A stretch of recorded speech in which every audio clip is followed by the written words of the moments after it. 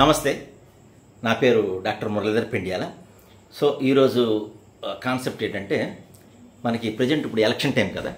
ఈ ఎలక్షన్ టైంలో మన రాజ్యాంగం ఏంటి, అసలు ఎలక్షన్స్ ఏంటి, ఇవన్నీ ఒకసారి క్లుప్తంగా ఒక ఎనాలజీ, ప్రతి కామన్ మ్యాన్ కూడా అర్థమయ్యేటట్టు ఒక ఎనాలజీ మోడ్లో చెప్దామని నా ప్రయత్నం. Okay, thanks for watching and subscribe this channel. Okay, ఇప్పుడు మనకి యాక్చువల్గా ఏంటంటే, మనకి భారతదేశానికి ఒక రాజ్యాంగ వ్యవస్థ ఉంది. It's a constitution of India. అది యాక్చువల్గా మనకి ది డేట్ తెలుసు, జనవరి 26, 1950. ఈ ఇయర్ నుంచి కూడా మనకి అమలు జరుగుతూ ఉంది. యాక్చువల్గా ఇందులో మనకి రాజ్యాంగం ఎలాగ ఫ్రేమ్ చేశారంటే, ఒక 3 విధాలుగా మెయిన్ బేసిక్గా ఒక 3 కేటగిరీస్ అండి. First bureaucracy, second legislative, third ఏంటంటే మనకి లా, జస్టిస్. సో ఈ 3 కేటగిరీలుగా మనకి ఒక రాజ్యాంగాన్ని ఫ్రేమ్ చేశారనమాట. సో ఫస్ట్ బ్యూరోక్రసీ ఏంటంటే ఒక మనకి గవర్నమెంట్ సర్వెంట్స్ అనమాట. ఒక సివిల్ సర్వెంట్స్ కానీ, లేదా ఐపీఎస్, ఇలాగా సివిల్ సర్వీస్ కేటగిరీస్ కానీ, లేదా ఒక ఏదైతే గవర్నమెంట్ స్కీమ్స్ కానీ లేదా గవర్నమెంట్ సర్వీసెస్ కానీ ప్రజలకి చేరే విధంగా ఒక వ్యవస్థ అనమాట బ్యూరోక్రసీ. సో ఇదండి. దీనికి జనాలు అంటే దీన్ని ఎలా సెలెక్ట్ చేసుకుంటారంటే, ఎలా రూల్ చేయాలి, దానికి ఎలాగానే సెలెక్ట్ చేయాలంటే, దీనికి రకరకాలుగా గవర్నమెంట్ ఎగ్జామ్స్ ఉంటాయి. ఈ త్రూ ఎంట్రన్స్ ఎగ్జామినేషన్స్ ద్వారా ఏ ప్రజలైనా సరే, వాళ్ళు క్వాలిఫై అయిన క్యాండిడేట్ ఎవరైనా సరే దాన్ని రాసి దానిలో సక్సెస్ అయితే దానిలో రిటన్ టెస్ట్లు ఉంటాయి, ఇంటర్వ్యూస్ ఉంటాయి. ఇవన్నీ కూడా దాని ద్వారా సెలెక్ట్ అయ్యి ఆ బ్యూరోక్రసీ కేటగిరీకి వెళ్తారు. వీళ్ళంతా ఒక సర్వీస్ చేస్తుంటారు, రూల్ చేస్తూ ఉంటారు. ఒక అడ్మినిస్ట్రేటివ్ రూలింగ్ ఉంటుంది అనమాట. This is what is called as bureaucracy. ఇప్పుడు కమింగ్ టు ద లా, ఈ మధ్య కేటర్ తర్వాత చెప్తాం, మనం డిస్కస్ చేద్దాం. Coming to the law category, ఇది లా ఏంటంటే మనకు తెలుసు, సుప్రీంకోర్టు, హైకోర్టు, తర్వాత ఏమో డిస్ట్రిక్ట్ కోర్ట్స్, తర్వాత లోకల్ కోర్ట్స్, అలాగే mobile courts. This is a structure అనమాట.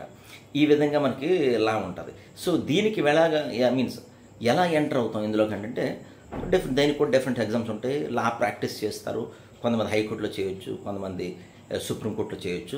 ఈ విధంగా మనకి ప్రజలకి సర్వీసెస్ ఇవ్వాలంటే న్యాయపరంగా ఆ విధంగా సెలెక్ట్ చేస్తారు.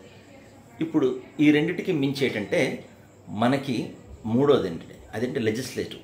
అంటే ఒక పార్లమెంట్ పరంగా కానీ లేదా అసెంబ్లీ యాక్ట్ పరంగా కానీ ఈ విధంగా మనకు ఒక ఫ్రేమ్ చేయబడుతుంది.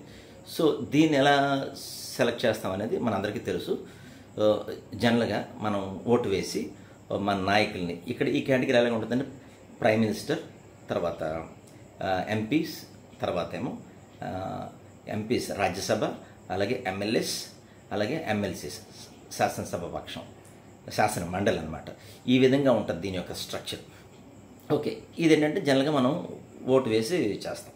అంటే ఇప్పుడు దీన్ని సింపుల్గా మీకు జనాలకు అర్థమయ్యేటట్టు ఏముందంటే, ఫర్ ఎగ్జాంపుల్ మన బాడీ స్ట్రక్చర్ తీసుకోండి. మన బాడీ స్ట్రక్చర్ తీసుకుంటే నేను సింపుల్గా ఎనాలజీ ఏంటంటే, బాడీ స్ట్రక్చర్లో పైన ఈ స్కిన్ ఉంది కదా, ఈ స్కిన్ లేయరు, తర్వాత లోన ఫ్లష్ అంటే మాంసం ముద్ద లేయరు, దాంట్లోనేమో రక్తం. ఈ 3 కేటగిరీస్ తీసుకుంటే, ఫర్ ఎగ్జాంపుల్ ఈ స్కిన్ లేయర్ తీసుకుంటే మనకి బ్యూరోక్రసీ అనుకోండి.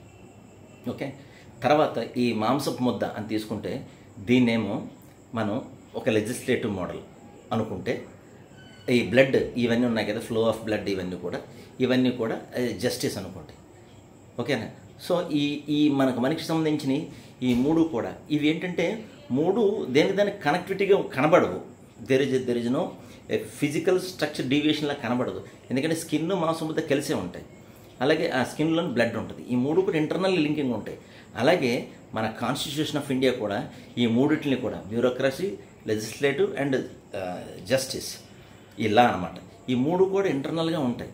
సో చూసారా, ఈ మన బాడీకి ఎంత అవసరమో ఈ 3 కూడా. ఇందులో ఏది ప్రాబ్లం వచ్చినా, బ్లడ్ సర్క్యులేషన్ ఫ్లో అంటే సిస్టమ్ దెబ్బతినేస్తుంది. అలాగే ఫ్లష్ దాని యొక్క ప్రాబ్లమ్స్ వచ్చినా సరే సిస్టమ్ దెబ్బతింటుంది. అలాగే స్కిన్లో ప్రాబ్లం వచ్చినా సిస్టమ్ దెబ్బతింటుంది.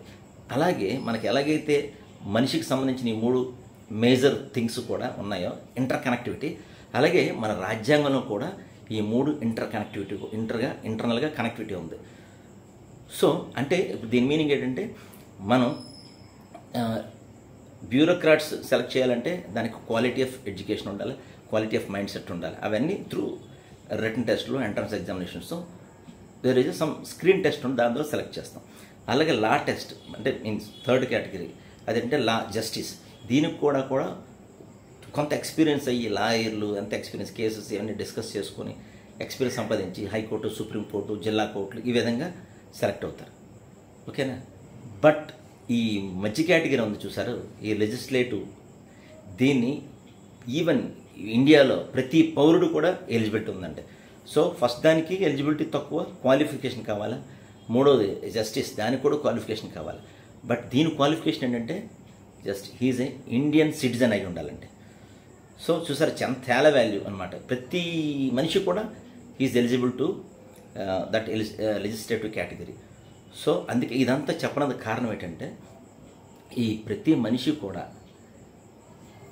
ఓటు వేసి మన ఎమ్మెల్యే కానీ మన ఎంపీ కానీ ప్రజాప్రతినిధులను గెలిపించి ఈ మధ్య కేటగిరీకి కానీ మనం ఇన్వాల్వ్ చేయగలిగితే దెన్ ఆటోమేటిక్గా ఈ 3 కూడా ఇంటర్లింక్ అయ్యి సిస్టమ్ అంతా పర్ఫెక్ట్గా ఉంటుంది. లైక్ మన స్కిన్, మన బాడీ మాంసం, లోన బ్లడ్, ఈ ఎలాగైతే 3 కాంబినేషన్స్ ఉన్నాయో మనిషి చక్కగా ఉన్నందుకు, అలాగే ఈ ఇండియన్ కాన్స్టిట్యూషన్స్ ప్రకారం కూడా ఈ 3 bureaucrats and legislative and justice లా, ఈ 3 కూడా ఇంటర్ కనెక్టెడ్ అయి ఉంటుంది.